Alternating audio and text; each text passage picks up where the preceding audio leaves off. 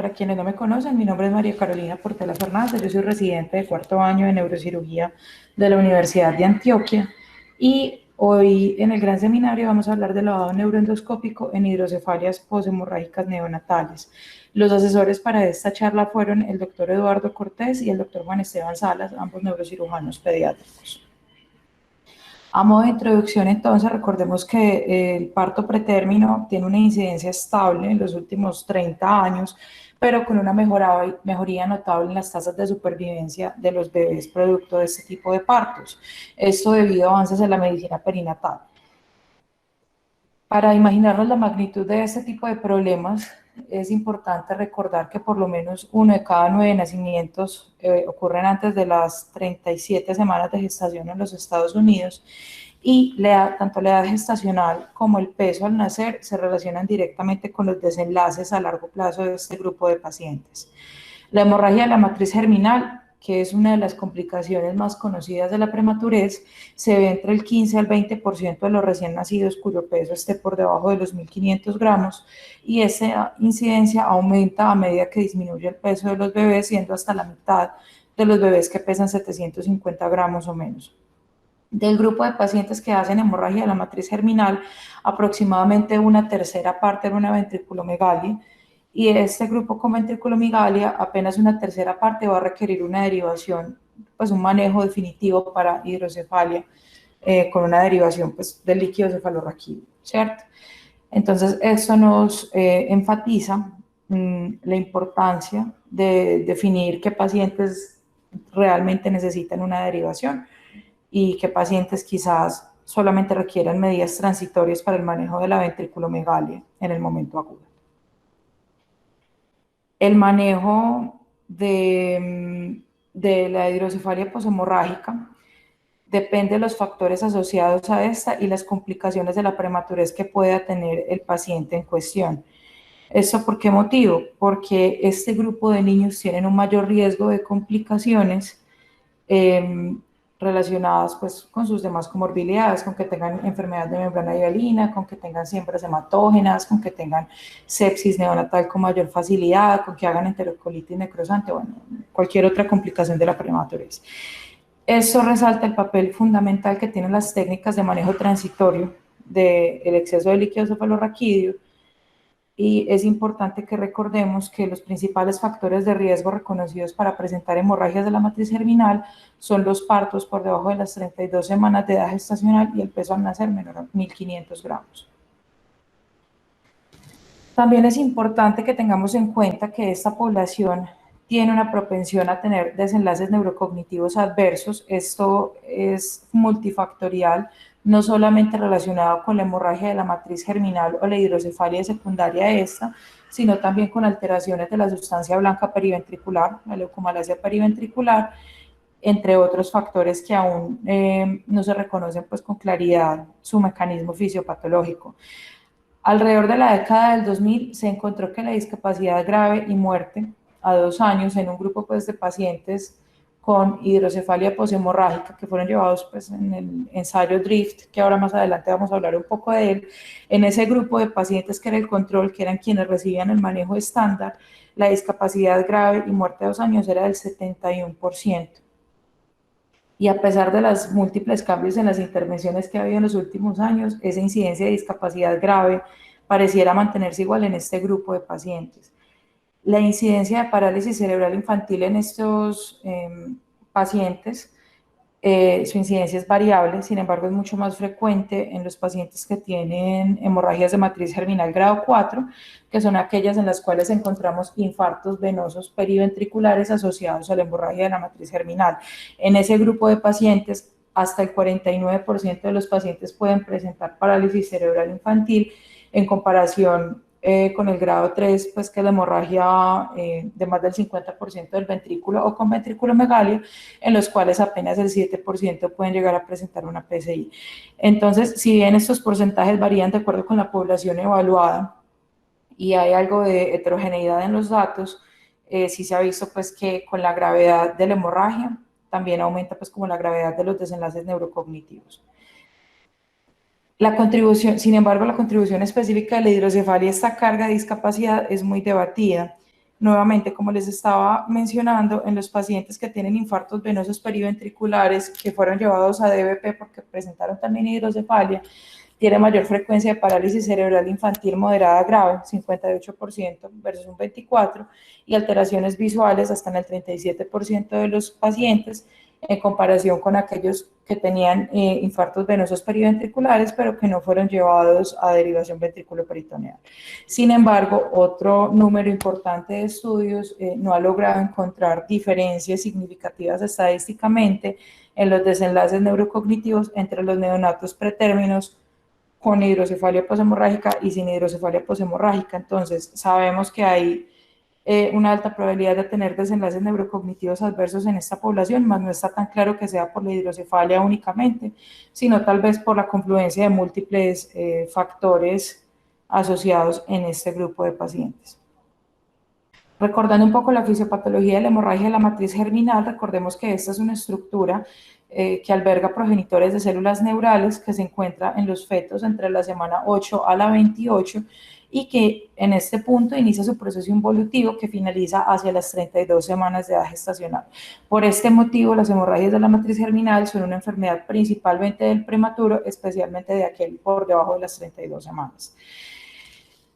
Es importante recordar que la inmadurez fetal altera los mecanismos de autorregulación cerebral en estos recién nacidos. Además, en el parénquima cerebral, particularmente en la matriz germinal de este grupo de pacientes, hay un menor nivel de proteínas en la matriz extracelular y hay un aumento de la fibrinolisis.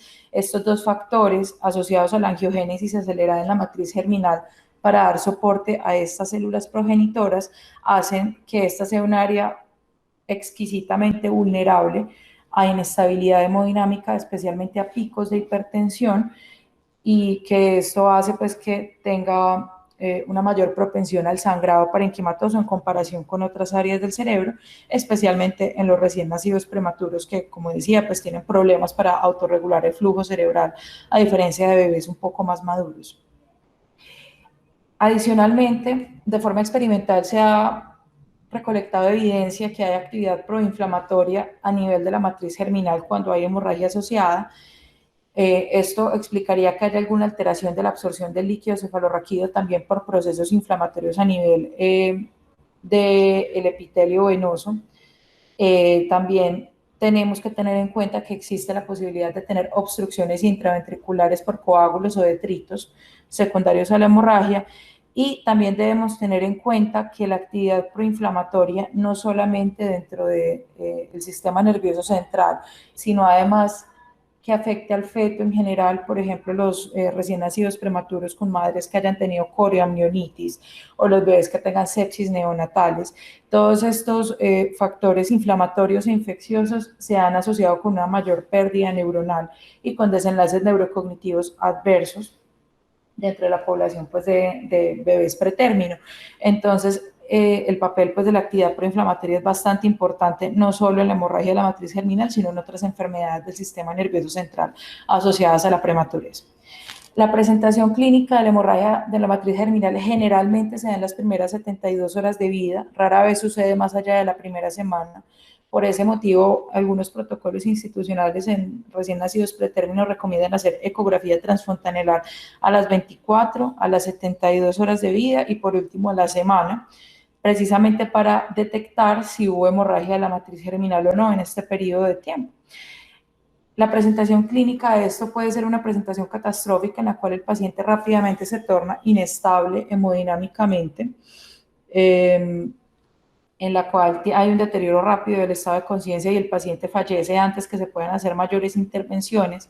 También puede haber una presentación saltatoria en la cual tenemos un paciente que inicialmente estaba bien, pero empieza a tener algunos signos clínicos de inestabilidad hemodinámica, de labilidad, picos de hipertensión, bradipneas, puede inclusive hacer nadires pues, con bradicardias extremas y todo lo demás, y posteriormente recuperar un poco su estado basal e ir haciendo como una presentación así saltatoria.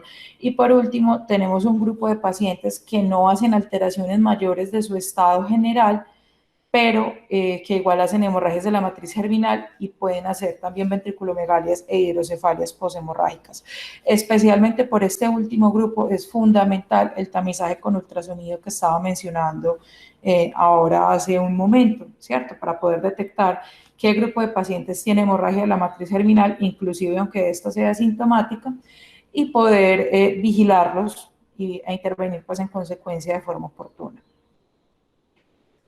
Y por último, recordemos que una cosa es la ventriculomegalia poshemorrágica, entidad en la cual con medidas ultrasonográficas se puede encontrar que el ventrículo lateral está dilatado, y otra es la hidrocefalia poshemorrágica, en la cual no solo tenemos la ventriculomegalia, sino que además tendremos síntomas de hidrocefalia activa.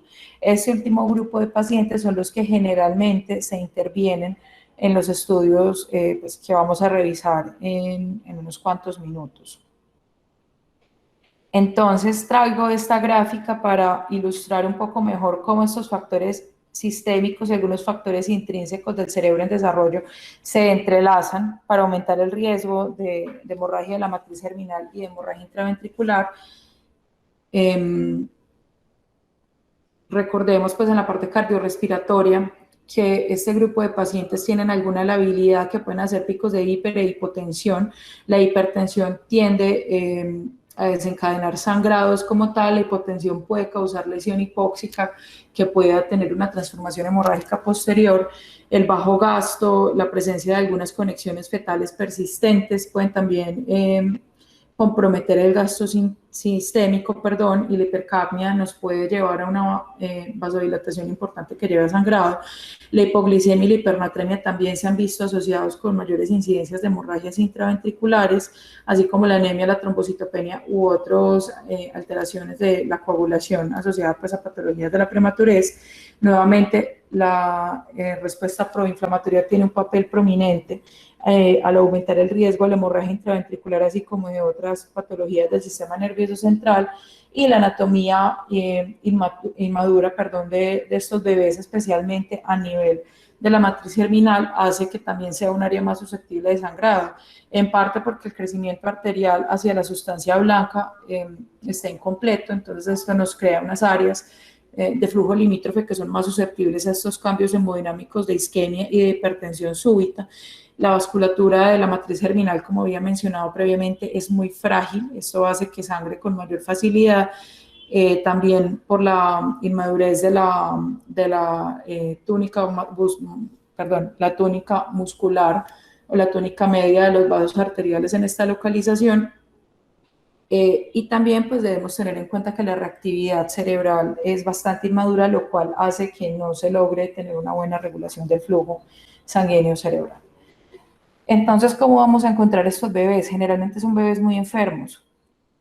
Estas son algunas características que nos pueden hacer sospechar que un paciente vaya a presentar una hemorragia de matriz germinal o que tenga un mayor riesgo. Entonces, recién nacidos cuya madre se le haya diagnosticado corioamionitis, recordemos que la corioamionitis es una de las causas más frecuentes de parto prematuro, si no la más frecuente. La hipotensión e hipertensión arterial, listo, la hipotensión por lo que estaba explicando de las áreas de isquemia previamente, la hipercapnia por su papel en cuanto a la regulación de la vasodilatación cerebral, el exceso de base como pues una medida metabólica de acidosis, la baja oxigenación cerebral relacionada con lo que habíamos hablado de fenómenos hipóxicos isquémicos, ductus arterioso persistente, hipernatremia, hipoglicemia, trombocitopenia y anemia. En bebés que tengan este tipo de entidades es importante sospechar que puedan presentar una hemorragia de la matriz germinal. Ahora, ¿cómo vamos a clasificar estas hemorragias? Pues para esto utilizamos la clasificación de Papil, fue diseñada para su uso con ultrasonografía. Listo. Tenemos, disculpen un momento. Bueno, tenemos en esta primera imagen una hemorragia subependimaria en el surco caudotalámico, que es esta área hiperecoica que se observa adyacente al ventrículo lateral izquierdo. Esta localización es la localización del surco caudotalámico, que es el área donde se encuentra la matriz germinal. Las hemorragias grado 1 son aquellas que se limitan a esta localización anatómica sin causar una hemorragia dentro del ventrículo como tal. En la grado 2 tenemos una hemorragia que ocupa menos del 50% de los ventrículos y estos no tienen dilatación, son de un tamaño normal, como podemos ver en esta segunda imagen, en la cual se ven algunas imágenes hipericoicas al interior de los ventrículos laterales, tanto en las astas temporales, que se ven más bajitas, como en el cuerpo del ventrículo. Las hemorragias grado 3 van a ser estas en las que haya dilatación ventricular o que la hemorragia como tal ocupe más del 50% del ventrículo.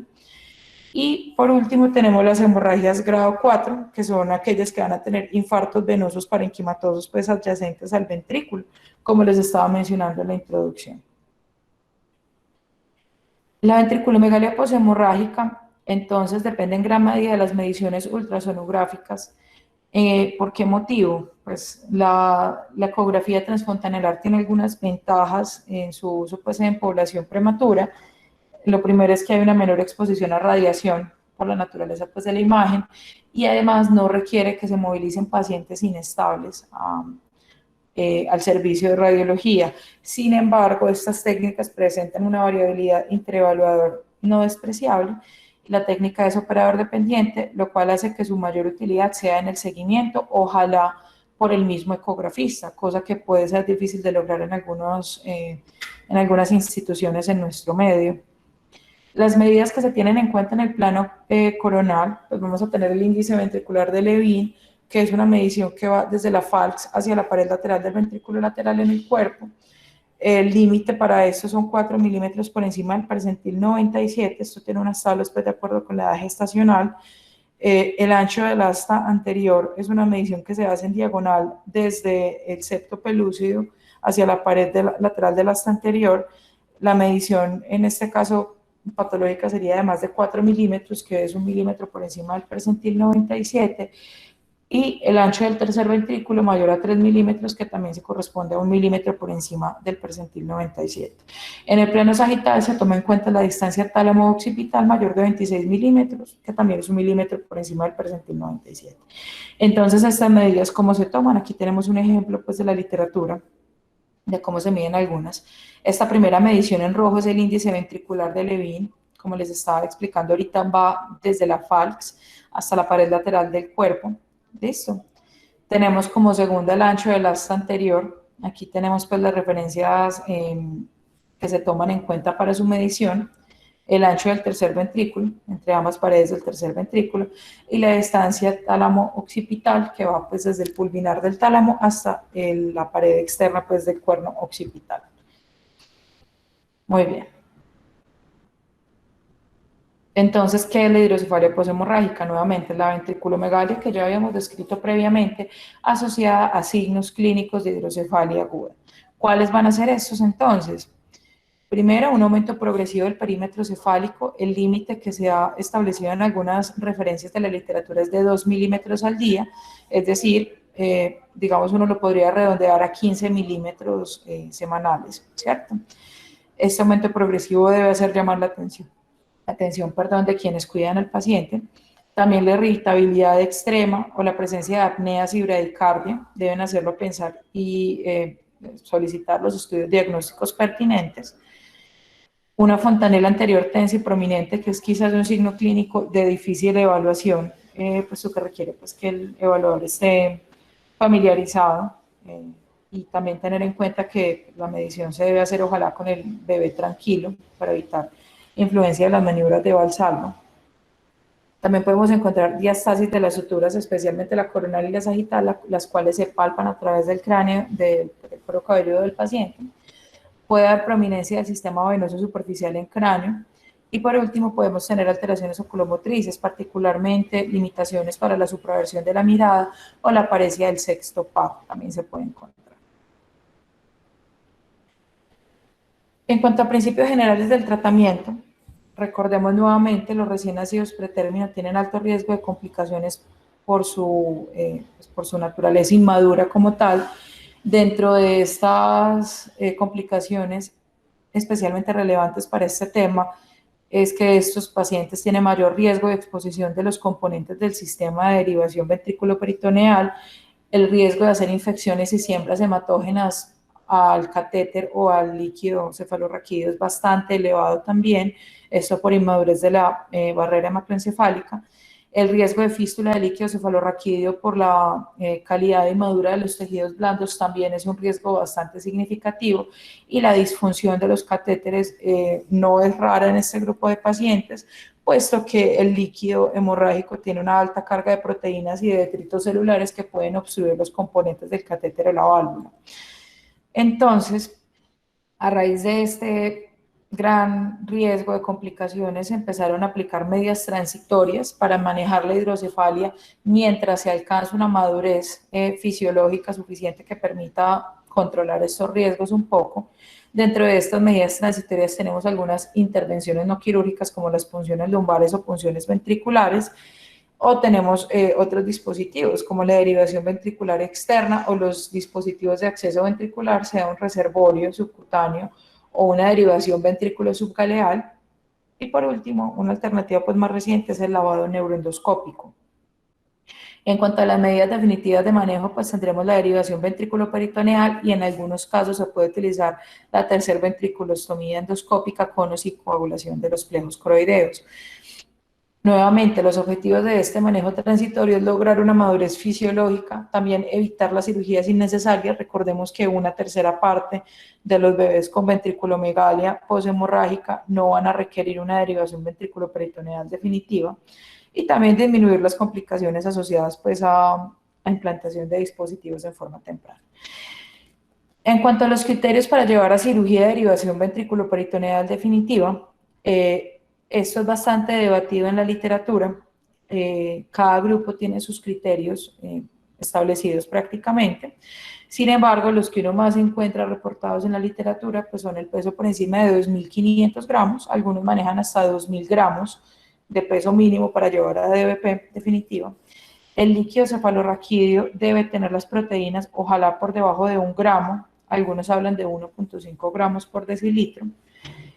Si bien inicialmente se creía que la celularidad del líquido podía tener alguna influencia sobre el riesgo de disfunción de la derivación, eso no se ha logrado encontrar en revisiones sistemáticas, por ende la mayoría de grupos ya no reportan la celularidad del líquido como un factor obligatorio. Sin embargo, algunos neurocirujanos aún utilizan un límite en el conteo de células que esté lo más normal posible para disminuir el riesgo de disfunción, y que los pacientes que hayan tenido infecciones asociadas, pues meningitis, sea por una sepsis neonatal o por una siempre hematógena, pues que esta infección ya esté tratada. En cuanto al manejo no quirúrgico, tenemos las punciones lumbares o ventriculares. Por este método se puede drenar hasta 10 cc por kilo cada 24 a 48 horas según la necesidad del paciente. De estas dos, con la punción lumbar hay que tener una consideración, y es que debe haber comunicación entre las cisternas subaracnoideas y el sistema ventricular para que ésta sea efectiva en estos casos de hidrocefalia poshemorrágica. En caso tal que haya, por ejemplo, un coágulo obstruyendo el acueducto de Sibio o alguno de los forámenes de salida del sistema ventricular, pues la punción lumbar no va a ser una medida transitoria útil para ese paciente, ¿cierto?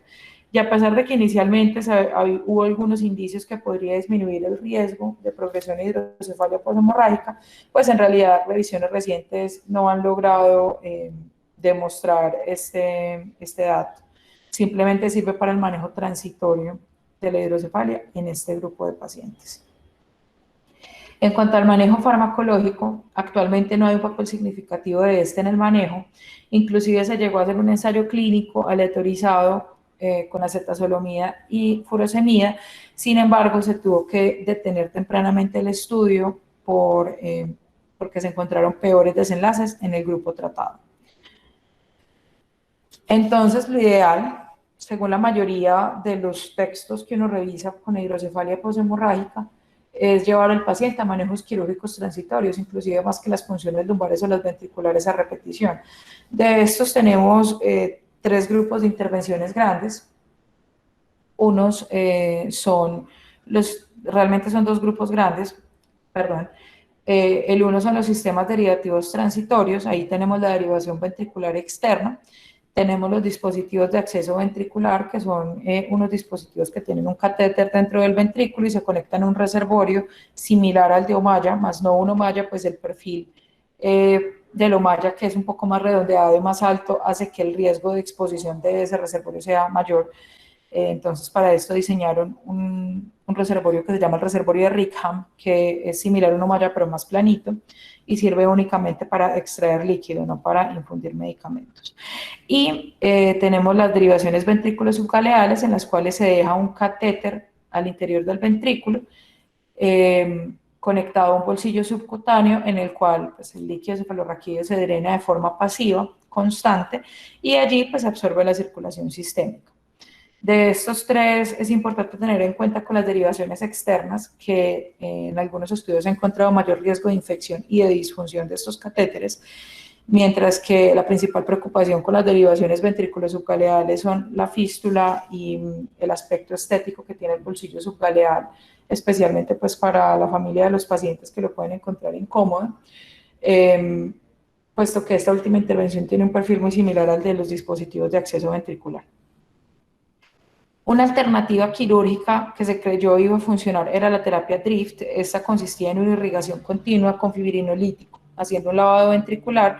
En la imagen pequeña tenemos el esquema de cómo era el sistema pues, que se utilizaba, ¿cierto? Teníamos un catéter de entrada a través del cual se hacía la infusión con solución, pues con líquido cefalorraquídeo artificial, perdón, y con fibrinolítico, y otro catéter que funcionaba como una ventriculostomía externa para lograr pues como ese efecto de lavado.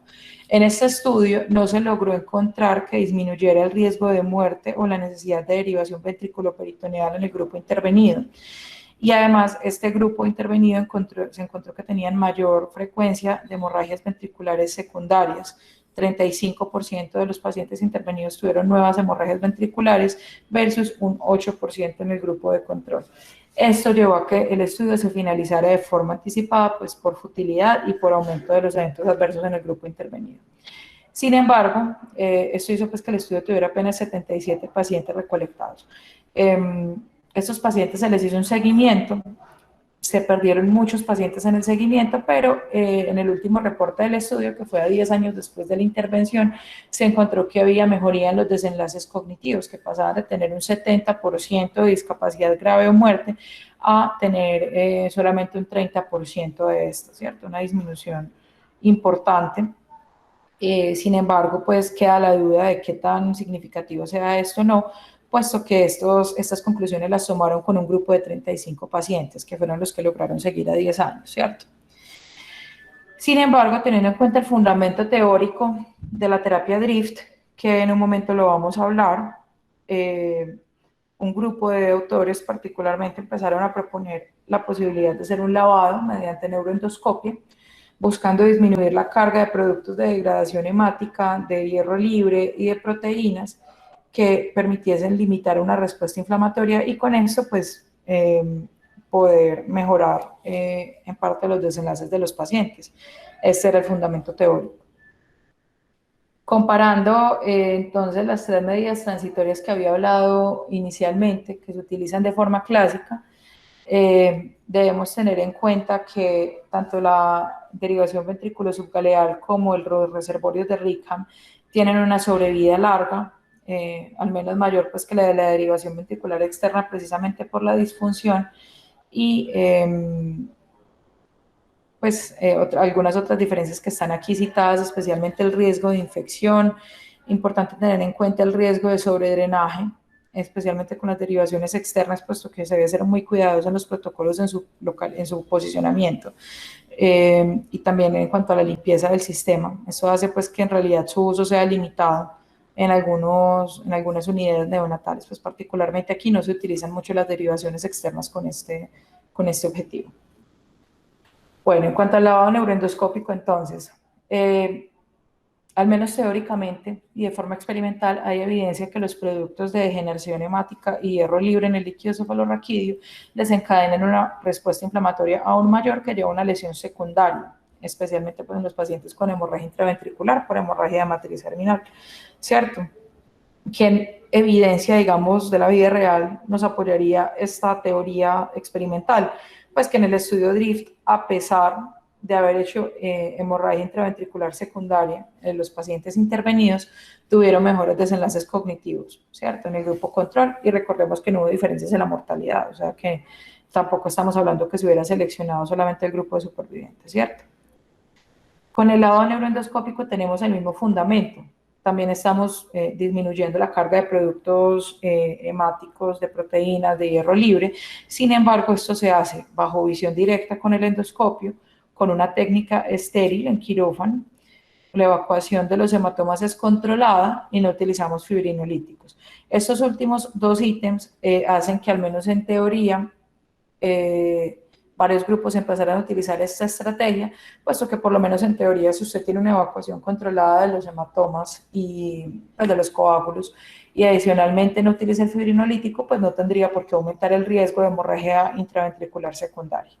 El uso contemporáneo en prematuros con hidrocefalia poshemorrágica lo reportó inicialmente el grupo de Caballero en el 2007, y a partir de allí pues se han publicado las experiencias de varios grupos con algunos resultados preliminares prometedores, que es lo que vamos a hablar en el resto de la charla. Y por último, tengamos en cuenta que tenemos un registro prospectivo en este momento en curso que se llama el TROPHY, y lo que busca este registro es recolectar datos sobre el perfil de las medidas transitorias para manejo de hidrocefalia poshemorrágica, y con esto poder tener una posibilidad de hacer una decisión un poco más informada, especialmente respecto al perfil de seguridad de estas intervenciones, porque la mayoría de los datos disponibles actualmente, sobre todo en cuanto al perfil de seguridad de las diferentes medidas de manejo transitorio de hidrocefalia poshemorrágica, son estudios pequeños. Entonces, la idea es hacer pues como algo un poco más robusto para apoyar esa decisión. Entonces, ¿cuál es la técnica del lavado neuroendoscópico? Es una neuroendoscopia estándar con lente de 0 grados, un abordaje precoronal al ventrículo lateral que tenga mayor cantidad de hematoma. Se puede utilizar guía ultrasonográfica para capturar el ventrículo. Posteriormente, se inicia la irrigación con solución de Ringer sin lactato a 37 grados. Es muy importante que la solución esté tibia para evitar la hipotermia en el prematuro, y es fundamental tener mucha paciencia. El neurocirujano se debe mantener en la misma posición irrigando hasta que se logren visualizar las estructuras anatómicas. Esto puede tomar algún tiempo, puesto que pues, el líquido hemorrágico no se presta para una visualización fácil. Una vez se logran visualizar las estructuras anatómicas relevantes, se puede iniciar una aspiración controlada de los coágulos accesibles, esto con sonda de Nelaton y jeringa pequeña. Una vez se logra evacuar el hematoma del ventrículo lateral que se eligió inicialmente, se navega hacia el tercer ventrículo, se repite el mismo procedimiento y se accede al ventrículo contralateral haciendo una septostomía para pues, nuevamente hacer el mismo proceso, irrigar y posteriormente aspirar en forma controlada los coágulos que sean accesibles.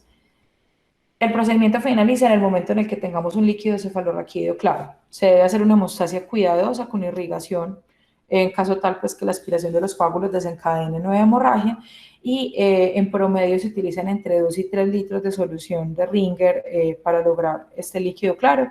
Sin embargo, no hay un límite superior. Lo importante es que pues, se obtenga el líquido cefalorraquídeo claro. Y por último, de forma opcional, algunos grupos dejan insertado un catéter conectado a un reservorio de Rickham con el objetivo de tener una opción para drenaje de líquido cefalorraquídeo en caso tal que el paciente presente posteriormente la hidrocefalia o la ventriculomegalia de nuevo, que presente nuevamente síntomas. Por último, les voy a mostrar algunos de los artículos que encontré relevantes sobre varios grupos con lavados neuroendoscópicos. Este es el primer reporte que encontré, que fue el grupo de Caballero. Lo presentaron en el meeting anual de la ISPN en el 2007. En esto tenían un grupo de 37 pacientes con hidrocefalia poshemorrágica. No encontraron diferencias significativas en los desenlaces cognitivos entre los grupos, sin embargo, ellos no especifican cómo los midieron. Tenían un grupo A que inicialmente fueron manejados con derivación externa o derivación ventriculoperitoneal, que fueron 24 pacientes, de los cuales 11 hicieron cuartos ventrículos aislados. Estos tuvieron que ser llevados a acueductoplastia, y 6 de los 24 pacientes hicieron disfunción del sistema. los cuales fueron llevados a tercer ventriculostomía endoscópica. De ese grupo de 6 pacientes que disfuncionaron, 3 requirieron únicamente la endoscopia y los otros 3 sí requirieron posteriormente una nueva derivación. En el grupo B, estos fueron llevados de forma primaria al lavado neuroendoscópico y tercer ventriculostomía endoscópica en el mismo tiempo quirúrgico. Fueron 13 pacientes, de los cuales 6 no requirieron posteriormente una DVP, y de estos apenas uno de los pacientes hizo un cuarto ventrículo aislado. Entonces esta fue la experiencia inicial. A partir de esto, varios grupos se animaron a empezar a hacer este tipo de intervenciones. Tenemos aquí la experiencia inicial del grupo de Berlín. Ellos, el primer artículo que publicaron, vamos a ver que tienen varios, fue un estudio de casos y control retrospectivo en un periodo de 29 meses, en los cuales reportaban su experiencia con 19 neonatos llevados a lavado neuroendoscópico comparados con una cohorte pues, similar que fueron llevados a manejo convencional previamente, que eran 10 pacientes. Evaluaron las complicaciones y dependencia de la derivación ventriculoperitoneal. Ellos en este reporte inicial no observaron complicaciones asociadas al lavado neuroendoscópico. Resultados relevantes: tuvieron un menor número de procedimientos. Esto no tuvo significancia estadística, pero lo que sí tuvo significancia estadística fue el número de infecciones, que fue menor en el grupo llevado a la endoscopia, menor incidencia de hidrocefalia tabicada, también de forma significativa estadísticamente, y una menor dependencia de la derivación ventriculoperitoneal en el grupo llevado a endoscopia. Esta dependencia de la derivación estuvo en el 58%, mientras que en el grupo conservador el 100% de estos niños requirieron derivación ventriculoperitoneal definitiva. Entonces, bueno, un poco después, en el 2016 ya, un grupo turco publicó su experiencia también, ¿cierto? Ellos publicaron un estudio retrospectivo y multicéntrico, reportaron 74 casos de hidrocefalia poshemorrágica, pesos por debajo de 1.500 gramos, no encontraron diferencias de base entre los grupos, que fueron un primer grupo el cual fue llevado al lavado neuroendoscópico temprano, no especifican cuánto tiempo exactamente es temprano. Estos fueron 23 pacientes, un grupo B que fue llevado a manejo convencional, que fueron en total 29, manejos convencionales que sean llevados pues a una derivación externa o a un catéter conectado a un reservorio de RICAM, y por último un grupo C que fue llevado a una derivación ventrículo subgaleal, en total 23 pacientes. ¿Qué encontraron entre esos 3 grupos? El grupo del lavado neuroendoscópico tenía menos dependencia de la DVP, menor tasa de infecciones y menor incidencia de hidrocefalia loculada. Unos resultados bastante similares a los del grupo alemán. Entonces tenemos aquí la tabla del artículo que muestran los resultados. Vemos como los 3 resultados tienen significancia estadística, teniendo, por ejemplo, que en el grupo de lavado neuroendoscópico la hidrocefalia tabicada fue apenas el 8%, mientras que en el tratamiento convencional era casi el 35%, y en la derivación ventriculo subgaleal del 40%. La dependencia de la derivación estuvo al 60%, similar al encontrado en el grupo alemán, en comparación con el grupo convencional del 93% y el 77% en la derivación subgaleal. Y por último, la infección asociada durante el tratamiento, 4% en el grupo neuroendoscópico versus 27% en el grupo convencional y 36% en el grupo de la derivación ventrículo subgaleal. Bueno, posteriormente, un par de años después, el grupo de Berlín publicó una actualización de su experiencia. Esto fue pues en un capítulo del libro realmente. Hasta este punto llevaban ya 35 pacientes llevados al lavado neuroendoscópico, no tuvieron ninguna mortalidad hasta ese punto. Las complicaciones aquí las tengo enlistadas, sin embargo, a pesar pues, de estas complicaciones, ninguna tuvo repercusiones a largo plazo en los pacientes.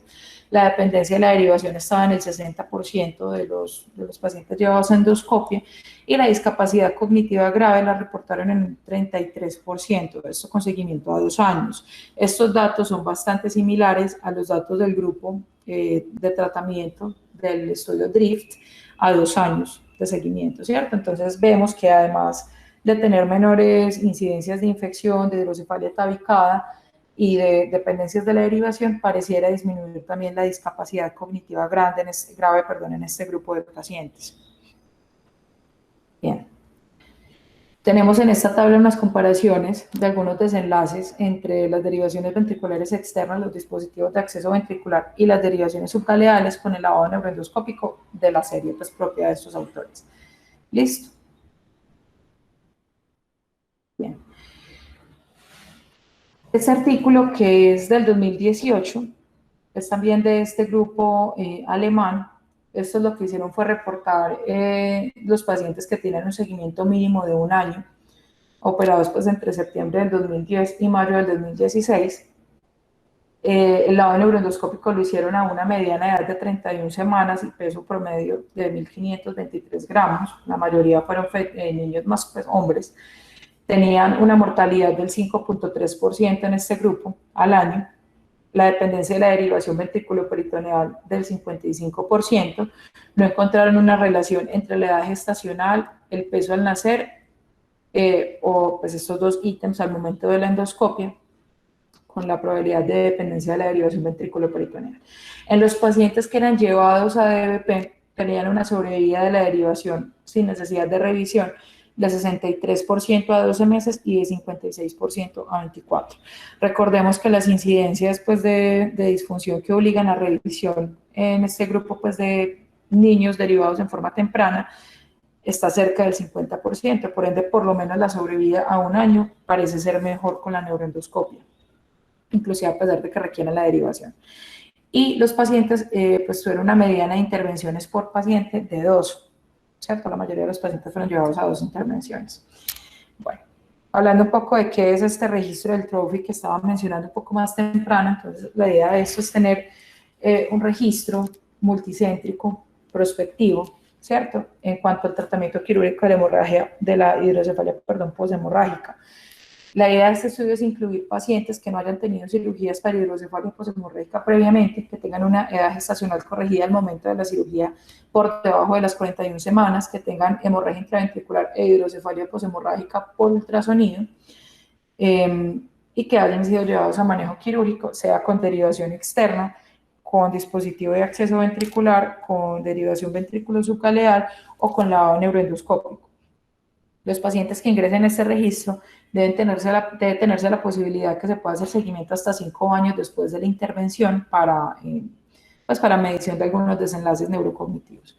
En cuanto a los criterios de exclusión, pues excluirán los pacientes con comorbilidades que condicionen inestabilidad, que no permitan que se puedan llevar a cirugía, los pacientes con alteraciones de la hemostasia en los 5 días previos, sea plaquetas por debajo de 50.000, TP por encima de 20 segundos o TTP por encima de 50 segundos, y pacientes que tengan malformaciones vasculares o tumores del sistema nervioso central ya comprobados.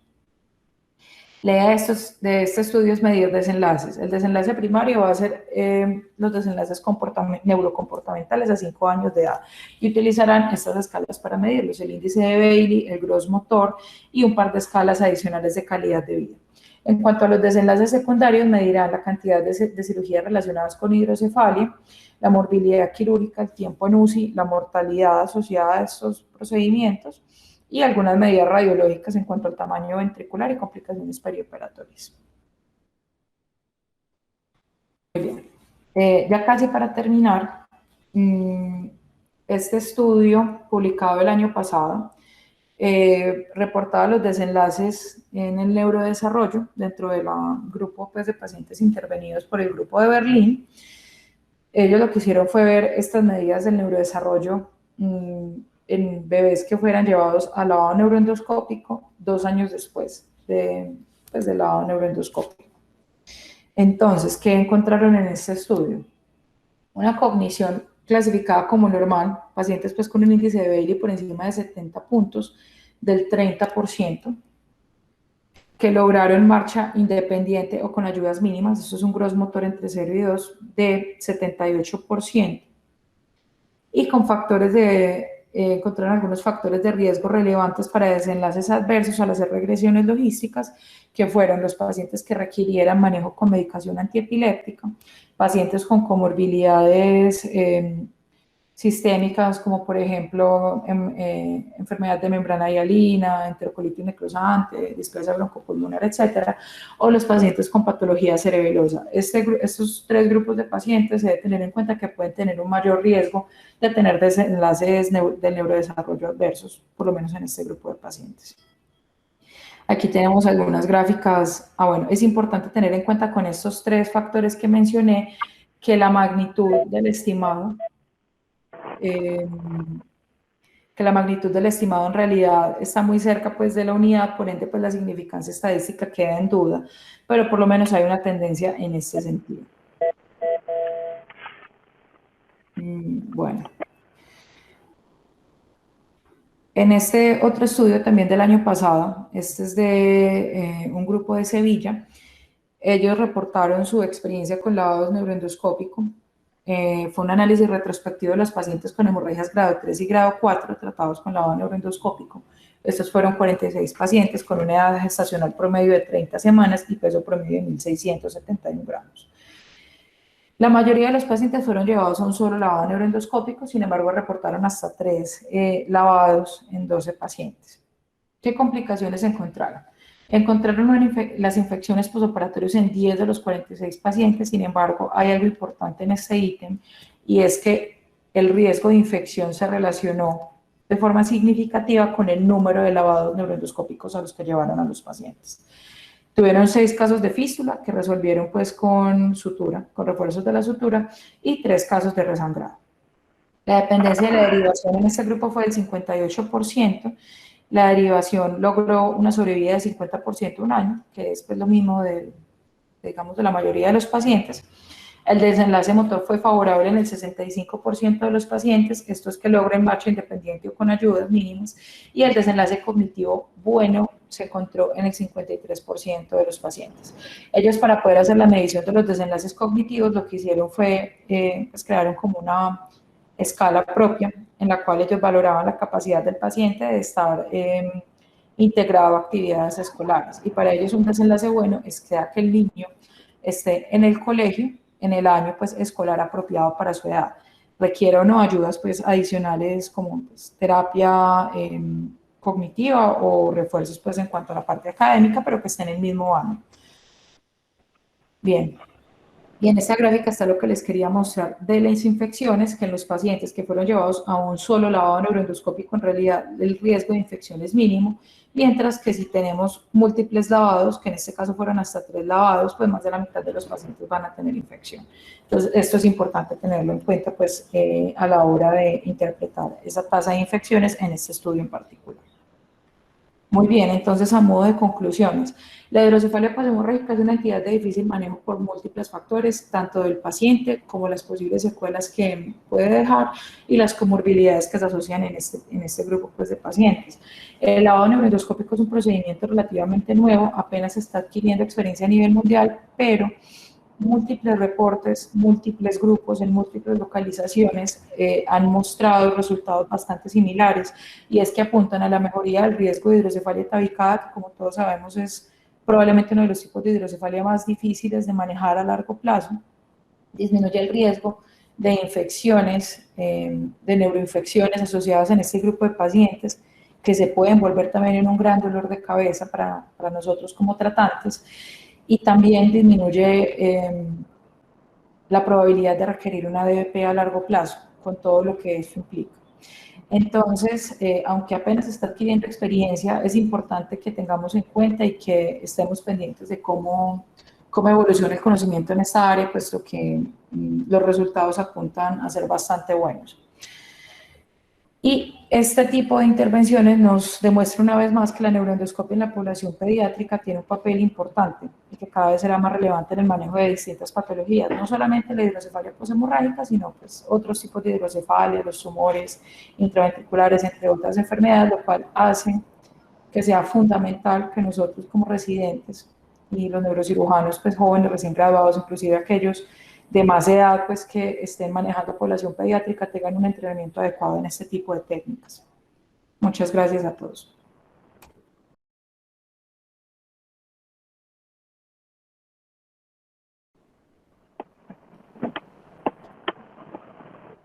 Gracias, Carito. Muy buena la exposición.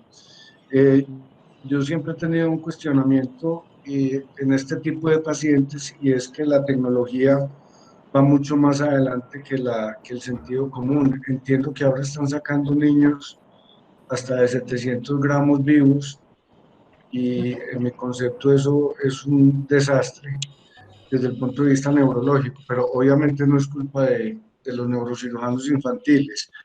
Mi pregunta es a Eduardo y al doctor Salas es, después de hacer un lavado ventricular, veo que le ponen hasta 3 litros, me parece pues una cosa bastante loca. Eh, ¿Deben poner una derivación externa o simplemente cierran y yo creo que el problema persiste pues por la hidrocefalia? Entonces, ¿qué hacen después de hacer el lavado ventricular? Adelante, Eduardo o Juan Esteban, el que quiera dar su opinión. Hola Nacho, buenos días. Lo que pasa es que no es importante, el volumen que habla Carolina realmente es un estándar, pero uno puede utilizar menos o utilizar más dependiendo de lo que uno encuentre. Realmente ese volumen no es que uno lo utilice y se quede, sino que en el recambio que se hace, pues básicamente eso es lo que uno se utiliza para que el ventrículo quede limpio, o como dice Carolina, que se vean las estructuras anatómicas del ventrículo. Entonces realmente yo he hecho hasta lavados con 9000 y pues no pasa nada. El único problema realmente es que tiene que tener la temperatura adecuada. El paciente lo debe mantener bien calientico en anestesia, debe estar bien cubierto con bolsa de plástico para que no se moje. Y sí he visto en la experiencia es que sí es muy importante ponerles anticonvulsivantes porque cuando uno lava con más de 3000, lo más probable es que el paciente va a convulsionar, probablemente por la cantidad de volumen, por la irritación, por el cambio de los electrolitos, por muchas razones, probablemente va a convulsionar. Entonces, yo generalmente les pongo anticonvulsivante por 2, 3 días nomás. En cuanto a tu pregunta con qué les deja a uno, pues yo realmente, dependiendo de lo complejo que haya visto y lo que se haya demorado, decido dejarles o no dejarles, pero es una cuestión muy institucional, porque yo aquí en el Hospital San Vicente tengo mucha desconfianza de dejar una ventriculostomía, prefiero no dejarlas, prefiero hacer funciones ventriculares a repetición, porque el manejo de las ventriculostomías aquí por el recambio tan amplio que hay de las auxiliares termina siendo un juguete y realmente no es benéfico para los niños tener la ventriculostomía y que estén jugando con ellas. Es muy importante lo del sobredrenaje, que si no están pendientes del sobredrenaje, los peladitos se chocan, entran en shock hipovolémico por pérdida a tercer volumen, a tercer espacio y terminan muriendo. Entonces, realmente no, yo lo que hago es minimizar ese riesgo y la preocupación de si lo harán o no lo harán. Entonces, más bien, después del lavado, quedo a discreción de si necesito o no necesito la punción ventricular para evitarme precisamente esta preocupación. Pero sí creo que falta mucho más entrenamiento en neonatos, por lo menos en San Vicente, de esta patología, porque en general cuando nos llaman a nosotros ya lleva mucho tiempo de haber sangrado, ya el coágulo está muy organizado, ya el beneficio de sacar el coágulo en la fase aguda, de disminuir la parte de la fibrinolisis y todos esos metabolitos que hacen tanto daño, ya se ha perdido ese beneficio. Los que hemos podido hacer es porque si se dan cuenta a tiempo, hacemos todo rápido y si el beneficio es tal cual como lo estaba reportando Carolina. El solo hecho de que uno en el 50% de los pacientes ya esté hablando de que no necesitan la derivación ya es una ganancia.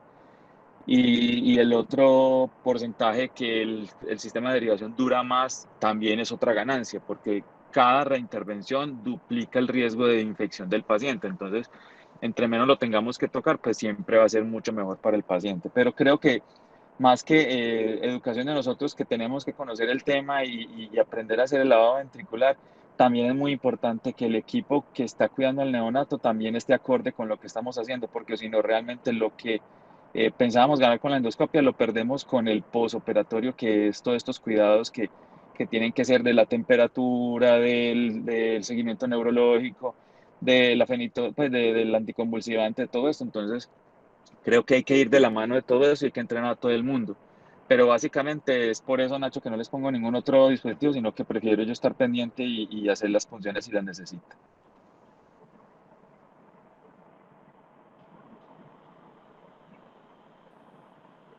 ¿Y qué opinas del pronóstico de estos niños, Eduardo?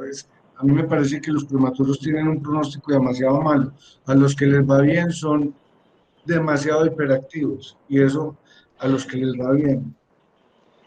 Sí, Nacho, pues yo en esto que llevo haciendo de pediatría he visto de todo. Hay unos que te sorprenden y recuerdo un niño que pesó 780 gramos, un prematuro extremo, 26 semanas. Cuando me contaron la historia, yo dije, no, este pelado debe estar fregado. Pues Nacho, iba acorde con su edad, acorde con el desarrollo, pero eso es una minoría, eso es una minoría.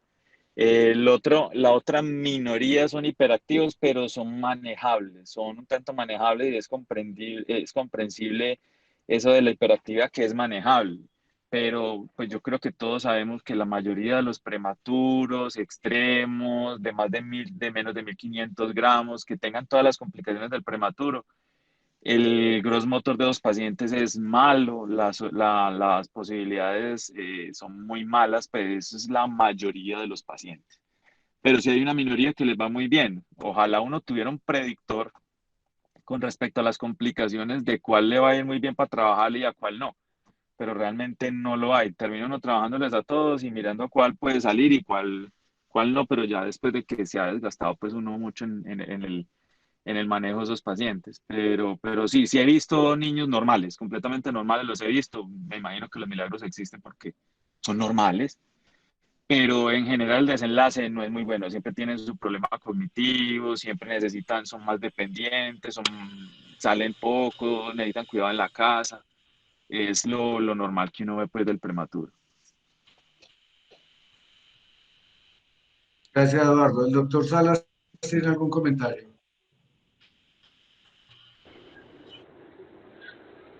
Sí, muy buenos días. Bueno, primero que todo, felicitar a la doctora Portela por la revisión. Estuvo muy completa y muy bien documentada. Em, yo creo que en estos pacientes, bueno, la filosofía, como yo los manejo y como yo entiendo el problema, es que ellos tienen ya una situación que es compleja, que es grave, un diagnóstico que es delicado, y nuestro deber y nuestra misión es intentar, por los métodos que tengamos disponibles, ayudar para que el resultado y el pronóstico de esos pacientes sea lo mejor posible. Es cierto, es realidad que muchos pacientes, como lo mencionó Carolina, van a tener secuelas neurológicas importantes y como lo mencionaron el doctor Ignacio y el doctor Eduardo. Sin embargo, los pacientes que tienen peor resultado son aquellos que teniendo indicación de algún tratamiento no se les hace nada. Entonces, ahí es donde yo pienso que es importante que nosotros detectemos de forma oportuna el grupo de pacientes en los cuales está meritado un tratamiento y que lo hagamos de forma constante y que seamos insistentes en el manejo de esos niños, porque como lo mencionó Eduardo, hay pacientes que sí se recuperan y que sí pueden tener un buen pronóstico. A veces saber cuáles van a ser exactamente esos pacientes que van a tener un mejor resultado es difícil, entonces uno tiene que tratar a todos los pacientes y yo de entrada no creo que uno pueda desestimar las posibilidades de recuperación de algunos de estos pacientes, solo por ver la primera ecografía o los primeros estudios y decir, no, a este paciente no le vamos a hacer nada. Ahora, un grupo importante de pacientes en los cuales sí sabemos que hay un peor resultado va a ser aquellos que tienen hemorragia grado 4, pero sabemos que la hemorragia de papil grado 4 es una fisiopatología diferente de las hemorragias de los demás grados. Es una situación distinta y el daño y el compromiso de la sustancia blanca es mucho más extenso. Entonces yo considero que esos pacientes no los deberíamos meter dentro del mismo grupo de pacientes con hemorragia grado 3, que son los otros que estamos tratando. Respecto a lo que preguntaba el doctor Ignacio con dejarles o no un dispositivo, yo pienso que depende de los hallazgos intraoperatorios. Es una buena opción dejarles un reservorio de Omaya o un reservorio de RICAM cuando uno cree que va a necesitar hacer estudios de líquido cefalorraquídeo posteriormente, es una muy buena alternativa, porque a veces te puede ayudar a tomar la decisión de cuándo es el mejor momento para hacer una derivación para el paciente en caso de ser necesario. Te sirve también como una medida transitoria en el caso de que el paciente presente una situación urgente, que tengas que controlar una hipertensión endocraniana. Entonces te trae esos beneficios. Nunca he utilizado ventriculostomía externa después de una neuroendoscopia para hemorragia intraventricular. La hemos utilizado con técnica percutánea, pero no en endoscopia, sino como una medida transitoria de manejo, y tiene muy buenos resultados, muy bajo riesgo de infecciones. Esto se utiliza en bebés que son muy pequeños, en los cuales de pronto todavía no nos sentimos cómodos para hacerles una endoscopia, o en los cuales no queremos dejarle por algún motivo un reservorio ventricular. Se introduce utilizando un catéter umbilical y una Gelco 14, o sea, es un procedimiento bastante sencillo, bastante simple, y que puede traer beneficios para los pacientes, pero es fundamental el cuidado de enfermería y de neonatología para evitar situaciones peligrosas, como por ejemplo es un sobredrenaje en un prematuro. Yo pienso que en general la visión que yo tengo es que hay que intentar tratar a estos pacientes. El problema ya está, y nosotros debemos intentar ser parte de la solución para estos niños. Y si bien los resultados de estos pacientes a veces no son perfectos y no son niños completamente normales, muchos de ellos sí logran tener un desarrollo mucho mejor al esperado, si no se les hubiera hecho una intervención o un manejo adicional. Y finalmente yo quisiera hacerle una pregunta a Carolina, después de su revisión tan completa, y es esta. Carolina, si tú fueras a proponer, si por ejemplo, si tú fueras coordinador de tu servicio, estés en un servicio de neurocirugía pediátrica y coordinaras un servicio, ¿cuál sería el protocolo que tú propondrías para tratar a estos pacientes? ¿Nos podrías decir más o menos cuál sería el orden de intervenciones o de procedimientos y de conductas para tratar a estos pacientes, que creo que sería como el mensaje para llevarnos a casa, que todos podamos tener una conclusión de cómo enfocar a esos pacientes? Bueno, yo creería que en un primer lugar, pues tener en cuenta la vigilancia y el tamizaje de los recién nacidos pretérmino, para determinar quiénes tienen hemorragia intraventricular y quiénes puedan hacer la dilatación poshemorrágica. Entonces, como ya tienen instaurado inclusive pues en varias instituciones que manejan prematuros, una ecografía transfontanelar a las 24 horas de vida, a las 72 horas, y se podría hacer otra a la semana. Creo yo que son como los 3 puntos clave, ¿cierto? Para definir pues si hay hemorragia o no. Y en los pacientes que tengan hemorragia, creería yo, lo ideal sería hacer seguimiento con perímetro cefálico cada tercer día para vigilar las curvas de crecimiento del cráneo, y se podría hacer seguimiento con ecografía, ojalá por el mismo evaluador, semanalmente, para ver si hay dilatación ventricular o no. En los pacientes que tengan dilatación ventricular y que empiecen a disparar perímetros cefálicos, pensaría yo se deben iniciar medidas transitorias de manejo. Para uno saber con exactitud cuál, pues lo ideal sería tener ya los resultados del estudio pues, prospectivo que está en curso, ¿cierto? Del TROPHY.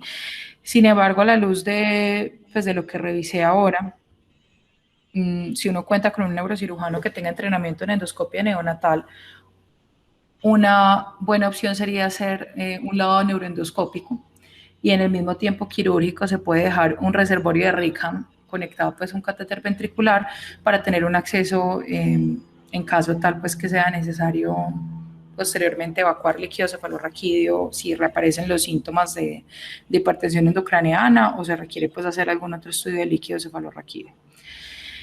Y ya en eso, pues continuar el seguimiento de perímetro cefálico, de síntomas, ver si el paciente nuevamente presenta hidrocefalia poshemorrágica, y si lo presenta después de las 40 semanas, pues ya corregida y que tenga los parámetros de líquido cefalorraquídeo adecuados, que eso pues nuevamente varía un poco de acuerdo con la escuela, pero de acuerdo a lo que revisé, proteínas por lo menos por debajo de 1 gramo y pesos de mínimo 2.000 gramos para llevar a derivación ventrículo-peritoneal, pues se podría considerar esta intervención. O en los casos en los que uno encuentre obstrucción intraventricular directa, por ejemplo, en estenosis del acueducto, por un coágulo o por detritus, se podría intentar una tercera ventriculostomía endoscópica para manejo definitivo de la hidrocefalia. Pues creería yo a grandes rasgos sería eso. Sin embargo, es un tema en el que es muy difícil uno decir que alguien tiene la última palabra o que un protocolo es mejor que el otro, precisamente porque la evidencia es poca, ¿cierto? Para apoyar las distintas intervenciones. Pero creería yo que, pues, yo creo que yo lo preferiría hacer como algo por ese estilo. Sí, claro, no, de acuerdo, me parece que es una buena conclusión. De pronto yo haría una salvedad en la realización de neuroendoscopia versus solo la implantación de un reservorio ventricular o una derivación ventricular a los que tengan experiencia. Yo no tengo experiencia con esa técnica. Dependiendo de si el paciente tiene coágulos intraventriculares que requieran ser drenados, ¿cierto? Si de pronto vemos niños que hacen ventriculomegalias con percentiles por encima del 97% más 2 o 4 milímetros y que no tienen coágulos tan significativos y no son candidatos a una derivación todavía, pues solo colocar el reservorio ventricular es una medida que puede ser bastante útil. Más aún considerando que entre este grupo de pacientes algunos se pueden llegar a compensar solo haciéndole las punciones y después con el paso de las semanas cada vez se le puede ir disminuyendo la frecuencia de las punciones y finalmente se les puede evitar la colocación de una derivación a algunos de estos pacientes, ya que aproximadamente 2/3 partes se logran estabilizar sin necesidad de una derivación. Pero le ayudas a mantener al paciente compensado de la ventriculomegalia, que es deleteria. Y de pronto ya al que tú le veas unos coágulos intraventriculares que son muy abundantes y tiene también estos criterios de ventriculomegalia que mencionaste, a ese sí podrías hacerle entonces de entrada el manejo con endoscopia para quitar los coágulos y evitar pues el efecto deleterio que tiene la fibrinolisis. Pero bueno, no, claro, muchísimas gracias. Yo una última observación como para finalizar de pronto mis comentarios es que la neuroendoscopia no la debemos ver como una medida para evitar derivaciones. Me explico, el lavado ventricular no es una medida para tratarle la hidrocefalia a estos pacientes. No, yo no lo hago con una medida para evitar derivarles, porque si lo vemos de esa forma, vamos a pensar que entonces son procedimientos fallidos y van finalmente a terminar pensando que no, ¿para qué le hicimos neuroendoscopias? Al final requirió derivación. El gran beneficio es el que se ha mencionado ya en 2 oportunidades en esta charla, que le puedes disminuir hidrocefalias más complejas al paciente, ¿sí? Hidrocefalias tabicadas, septadas, que son un verdadero dolor de cabeza, y mejoras la eficiencia de la derivación que después tengas que ponerle a ese paciente. Entonces, ahí está el verdadero potencial que tienen estas intervenciones, más aún, por ejemplo, porque nosotros podemos tener comentarios de parte de auditores que nos van a traer literatura diciendo que el lavado ventricular no es una medida para tratar la hidrocefalia en los pacientes, pero nosotros tenemos que defender la realización de este procedimiento justificando que estamos evitándole complicaciones mayores a los pacientes con la realización de este tipo de intervenciones. Listo. Muchas gracias. Muchas gracias. Bueno, Carolina. Señor, cuénteme, profe. No, yo creo que, pues de una parte, como bien lo expusiste en las conclusiones, esta es una patología que se puede conocer muy recientemente gracias a los métodos diagnósticos. Y respecto a lo que decía Ignacio, yo he visto que a esos pacientes les va muy mal. Y veo también que por los estudios, los resultados, no, yo pienso que no son buenos, pero esa es una decisión ética muy importante cuando uno tiene que presentarles el caso a los pacientes, perdón, a los padres. Uno no puede, cada neurocirujano debe tener sus estadísticas, porque es que uno no puede pensar que como les fue a los otros, le va a ir a uno. Entonces, eso me parece que es un dilema ético muy grande, la decisión de si intervenir o no, cuando uno ve un futuro no muy bueno o no bueno. Yo he oído los comentarios, bueno, sí, ve uno pacientes que dice uno, ese es un milagro que le haya ido bien. Entonces, me parece que en eso hay un dilema ético grande y no sé si se deben establecer o deben existir esas juntas éticas o esos comités éticos para decidir qué se hace. Porque no se puede hacer intervenciones indefinidamente sin uno demostrar, demostrar uno mismo que los resultados sí han sido buenos. Pasarse toda la vida diciendo, en este sí me va a ir muy bien, en este me va a ir mejor. Eso era lo que quería decir. Carito, yo quería agregar unas cositas aquí, pues después de todo lo que hemos hablado.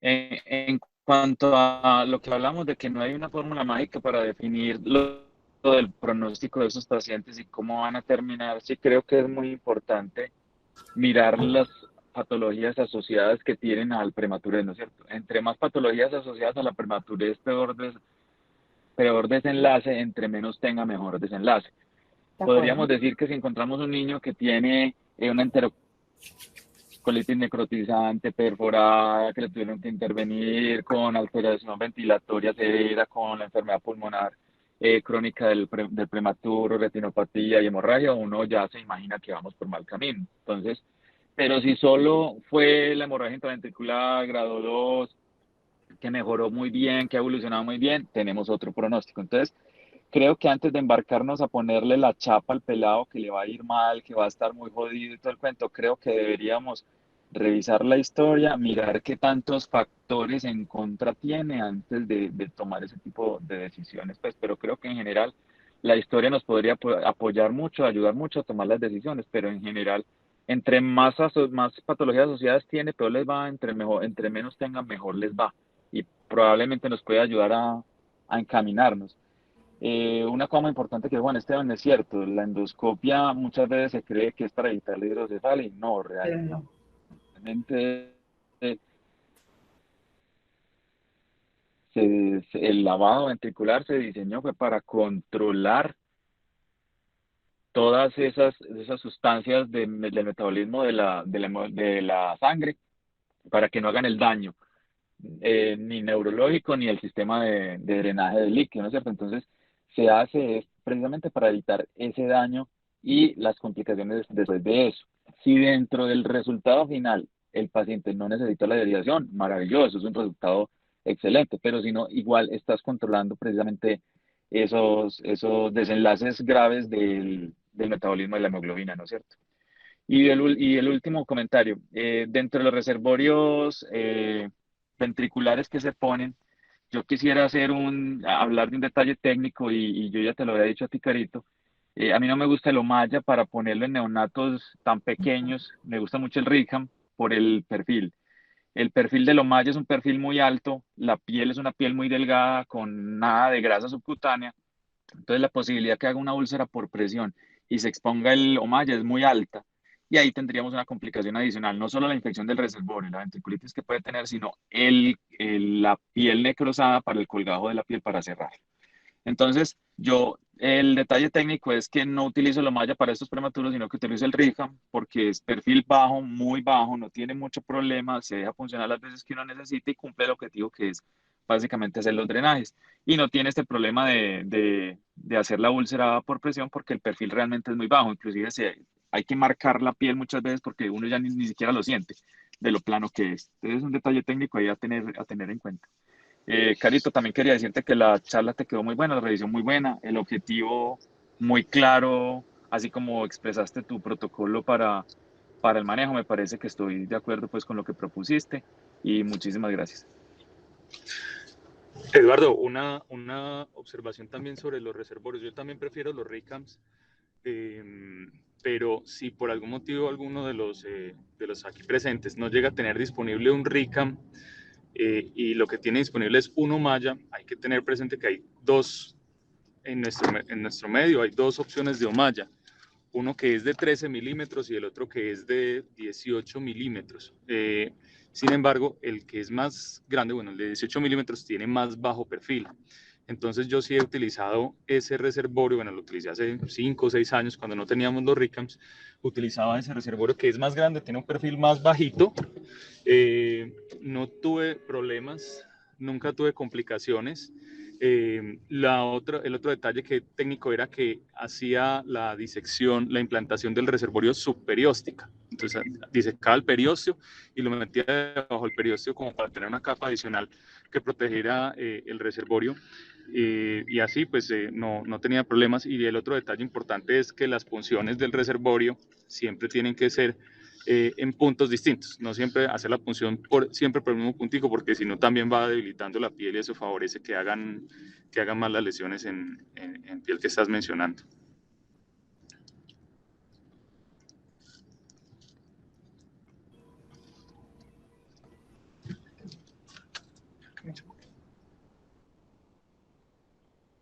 Perfecto. Muchísimas gracias a todos por sus comentarios. No sé si hay alguna otra pregunta o comentario adicional en el auditorio.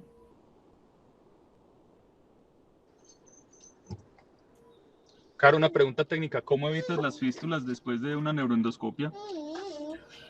Bueno, hay algunos detalles técnicos que uno puede tener en cuenta. Uno es cierre por capas, ¿cierto? Incluyendo, ojalá, en la medida de lo posible, la dura madre. Cerrar también el periósteo. Y ya pues el plano subcaleal y por último la piel. Creo yo que eso es un ítem importante. Lo otro es tratar de no coagular la dura madre para evitar que se retraiga y lograr un cierre hermético de la misma.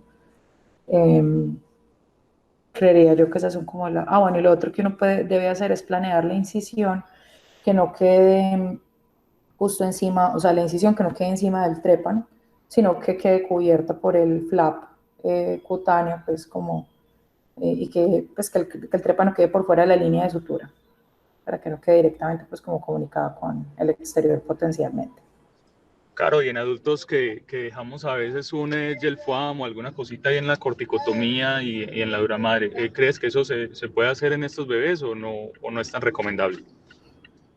Profe, eso es debatido porque cuando uno revisa, la mayoría, pues por lo menos el grupo de los alemanes que son los que más detallan su protocolo, sí utilizan el espongostand, pues el esponja de gelatina para la corticotomía. Sin embargo, pues se ha reportado un riesgo potencial de migración de ese mismo espongostand que pueda caer al ventrículo y obstruir pues, los forámenes de salida. Entonces, no sabría responderle con exactitud esa pregunta porque he encontrado ambas cosas, ¿cierto? Que lo utilizan y otros grupos que no lo utilizan precisamente por ese riesgo de migración del espongostand.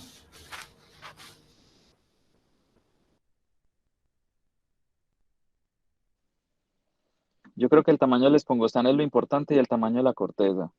Yo generalmente lo pongo, pero cuando la corteza es muy delgada y no va a tener un buen punto de anclaje del espongostand, prefiero no ponerlo porque precisamente migra. Pero si la corteza, si estamos hablando de que llegamos a tiempo, de que la corteza es más o menos del tamaño adecuado y todo eso, en general la corteza ayuda a anclarlo y no migra. Pero si la corteza es muy pequeña, la posibilidad de migración es muy alta, pues no tiene un punto de anclaje. Lo importante es el punto de anclaje, que tenga corteza para dilatarse y adherirse a la pared. Entonces creo que lo más importante es tener en cuenta es la corteza, el grueso de la corteza.